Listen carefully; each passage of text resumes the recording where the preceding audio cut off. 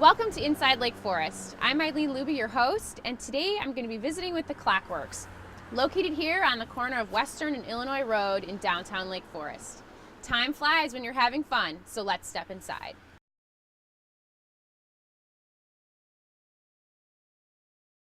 Good morning, Hi, David. Eileen. How are you? Great. Thanks so much for having us here today. Happy to have you. You're owner here of the Clockworks, Yes. David Lee, and you've been here how many years? In this location for 15. 15 years. Tell me about the history of the Clockworks here in Lake Forest. Well, the Clockworks was started in 1972 by a friend of mine, Barry Karras. Barry left 7 or 8 years later and went to Vermont, sold it to a partner of his, and I bought it from his partner in 1989. Okay. And you've been here ever since. Mm-hmm. Now, specifically, what do you do in terms of the business, in terms of selling or providing services? Well, we buy, sell, repair, and restore clocks, watches, barometers, and music boxes. Okay. We have an inventory of new and antique clock and watches, and we repair them as required for customers who bring them in. And how did you specifically get into this line of work, this type of business? I've been a collector since about 1962. Okay. So this was an opportunity to turn an avocation into a vocation. I walked off the floor of the Merc in 1988 and figured with 2 kids in college I had to do something. Okay. And this turned out to be the something. Okay. So you didn't have any, did you have a lot of prior experience in terms of the detailed actual repair work, or do you have other employees here that specialize in Both. that? I've done repair. I have people here. I have people who work outside that we bring things back and forth with. Okay. We try not to ship very many things if we can avoid it. Sure. But yeah, we do work inside and outside depending on where the best specialty happens to be located. So if an individual brings in an antique clock or a watch or something and they need special repair, either you can provide that in-house or work with one of your constituents and make it happen and get it fixed. Absolutely. For them. Now, anyone else in your family involved, David, or other relatives Not at all? at the present Just time. Not at the present time. No, so my father used to be. Okay. But tell me a little bit about him. oh, much like me, he Okay. had kind of a mechanical background and was a clock and watch collector.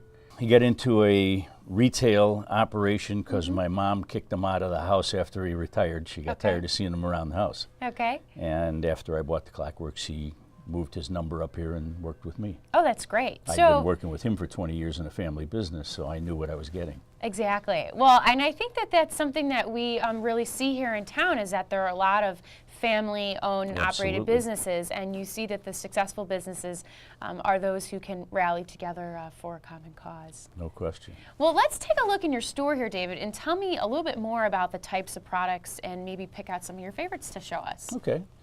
David, I see this is a Chelsea ship's bell. Tell me about this particular clock.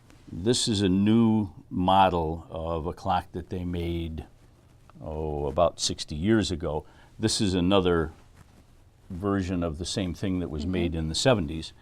And they brought the line back out again in that size.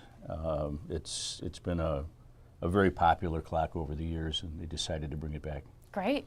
It's quite beautiful. This is about a 175-year-old French clock in a German Dresden China case. Extremely rare kind of case. There's actually 2 flaws on it. There's a little finger missing right there, and there's part of a pedal, and it usually takes me 10 minutes to find it because I don't mark it and I can't remember where it's at. Yeah. The rest of it is perfect. Well, the intricacy and the design of the piece is just quite stunning with all the detail and the texture down here. You know, being in flowers myself, these are very realistic. Yeah, just amazing. There's an antique skeleton clocks. This is the most expensive clock in the store. It's a $60-some thousand three-train nested bell skeleton clock. Now, David, can you tell me a little bit more about specifically some of these gearworks? I see here this is a skeleton clock because you can see all of the parts. Correct. And can you give me a little more explanation on how this works Well, here? there's 3 sets of gears. Okay. One set runs the chimes, one set going up the middle runs the time or the hands, and the other set going up this side runs the hour strike. So by winding all three of them, which are wound here, here, and here, you have a clock that chimes every quarter hour, strikes every hour, and runs for a week and does all of that. And Wow. the clock was made about 1860, so it's been doing its thing for a while. And this is the actual tool that's used to wind the clock? That's the crank, yes. The crank. The Wow. pendulum is sitting back there. It's not running at the moment. Well, we can hear all these wonderful chimes and noises Stuff going from off all from the time. clocks. And I know you obviously carry a large line here of the grandfather clocks, which... Well, these are antique clocks. Okay. That's an American clock from the 20s, I believe. This is a German clock from the 30s, a Welsh clock from 1789, an English bracket clock from, what did we find, 1895. A couple of grandfather clocks from 1805. 1715 is actually the oldest clock in the store. That one's mine, that's why it's marked not for sale. And David, do you find that a lot of your customers are locally based, or because you're in such a specific niche business that they're coming from all over here to visit with you and for repair? We have customers generally from Antioch to the lake and kind of tapering down into the city, but we've actually got customers in 43 states and probably 12 or 13 countries. We've shipped things to Australia and Hong Kong and I don't know, Czech Republic, Germany, Austria, England. And what would be, you would say, your highest percentage of business comes from, antique clock sales, repairs, purchases of watches? Depends on the economy. Okay. As the economy tails off as it is now, sales tend to diminish and repairs tend to increase. People hang on to things or decide to repair things. Okay. When the economy gets better, it kind of goes the other way. Okay. Our repairs generally don't get too far from sales. The 55, 45, then 45, 55. Sure. It's roughly half and half. Okay. Antiques, usually less than sales, but if you sell a large grandfather clock, it skews Of things course. dramatically. So, Absolutely. yeah. And when I come in here, David, I almost think with some of these antiques of the Antique Roadshow, where people come in, do people ever bring in clocks to you and say, we do appraisals. can you appraisals and see, Absolutely. research the history on things? In fact, I've got a couple of appraisers who call me when they get to a clock or a watch that they're unfamiliar with as a resource. Great. So you obviously tend to keep up on the history of all of these different models. I've got 6 or 7 feet of bookcases, 8 feet high in my office that doesn't even have all the books that I own. Wow. So I can research things. Great. Well, it's really great for residents to know that you have all this wealth of information that you are here to share and all the history Absolutely. that goes along with it. Sure. Since about 5-6 years ago, we started getting into watches, and you can see the signs hanging up above for the various watch lines. I think there are 13 watch lines here now. Wow. And watch winders, Okay. as well as the clocks. So you provide the batteries, I see here the Watch bands, Sure. and then able to fix Mm-hmm. anything if the time stops. We got a call from a man not too long ago with a 1951 Rolex that Okay. he thought was missing a part, which there are no parts available for 51 Rolexes. So as it turns out, it wasn't missing, it was just broken. Okay. But it had to be made because you can't buy it. These clocks didn't have any parts available when they were made, let alone today.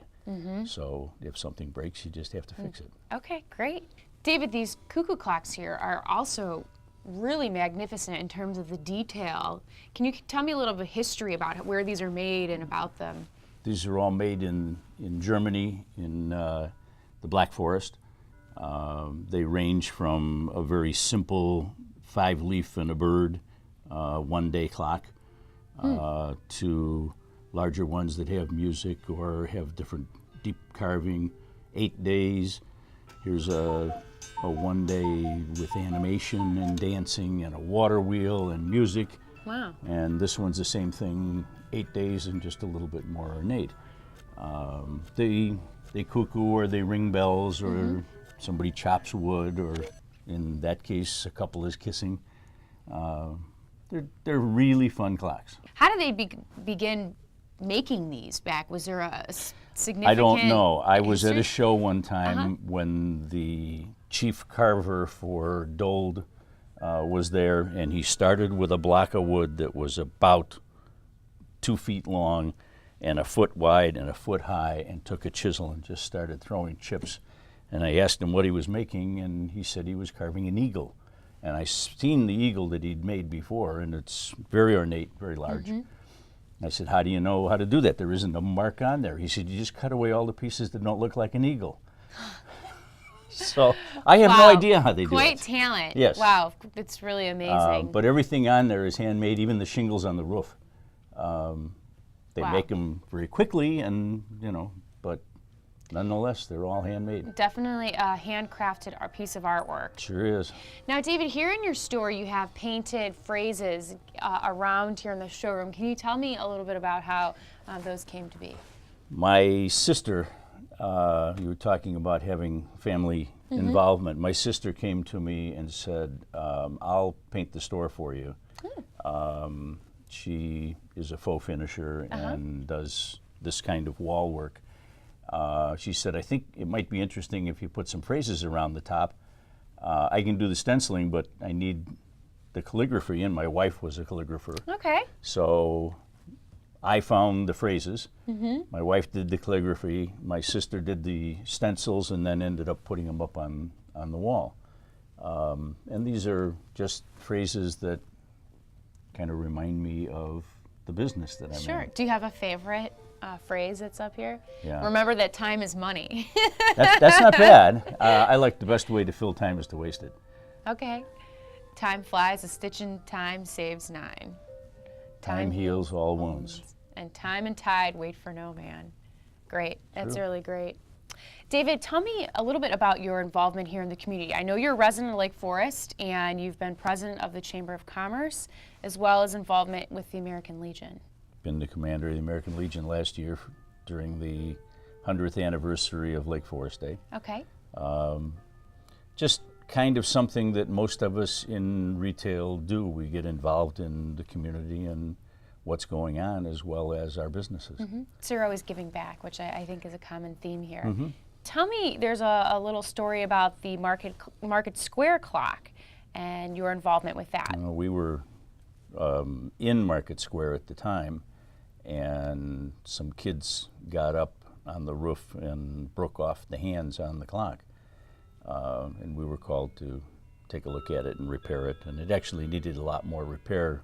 They had done some damage inside as well. Oh my goodness. So we completely overhauled the clock. Had to get Bob Kanukin, again, a member of the community. Bob volunteered his cherry picker to help us take it out of the tower rather than carrying it downstairs and across roofs and so on. Sure. And we fixed it and put it back up in there, and we're no longer maintaining it. That's a choice of the owners, but we were the last ones to overhaul it. Great. Well, that's certainly a piece of history there. Oh, yeah. Now, David, in terms of your business hours, tell me when you're open so our residents can come and visit you. We're open Tuesday through Friday, 9 to 5:30, Okay. and Saturday, 9 to 4. Okay. And David, one other piece of information, you also have trunk shows here, correct? We have an annual wristwatch trunk show. Okay. Seems to have occurred in a snowstorm the last 3 years, but hopefully that's not going to continue. Okay. We get all our vendors in, and we have a good time, have a party, and usually have some gift with purchase and a drawing. Okay. This year there were 19 drawing winners. Wow. So people certainly should keep their eye open for No your question. trunk show, as well as stopping in here for all of their clock and watch Sure. needs. And you also have a website. We do. It's largely under construction, but Okay. you can find some things on there from time to time. Certainly find the address and phone number. Good. And what is that web address? www.theclockworks.com. Great. Well, David, it's been a pleasure interviewing Eileen, you here today. nice and seeing you again. really learning about what you offer, your services, your product lines, and what an opportunity to showcase a business here. All these antiques are just Thank you very much. amazing, so thank you. Appreciate the opportunity. Thank you for watching Inside Lake Forest. I'm Eileen Luby, your host, and today we've been visiting with the Clockworks, located here in Lake Forest on the corner of Western and Illinois. Please stop in, and you too can give the gift of time.